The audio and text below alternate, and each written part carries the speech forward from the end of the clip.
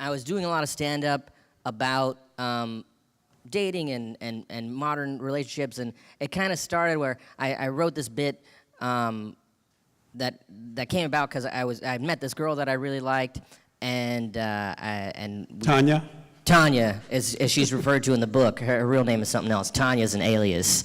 But I met her, and it was like kind of a classic situation where we hooked up this one night. I was really excited. I'm like, oh shit, me and Tanya, this is a thing. Oh my God, I'm so excited about me and Tanya. Me and Tanya are gonna go on vacation. Me and Tanya are gonna be a thing. This is gonna be great. And then I texted Tanya, and then she didn't say shit back at all.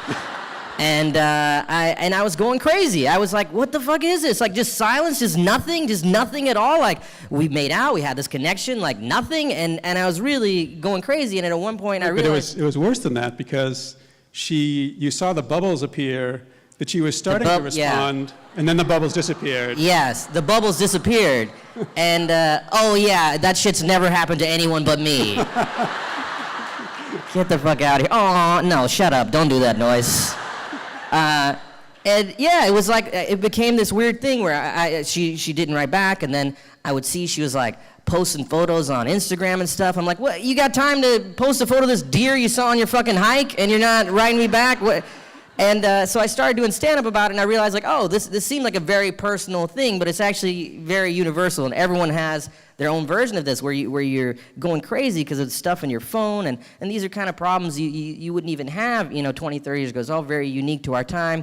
And then I started doing bits where I was like, would look at people's real back and forth that they would have on their phone, and it was all really interesting.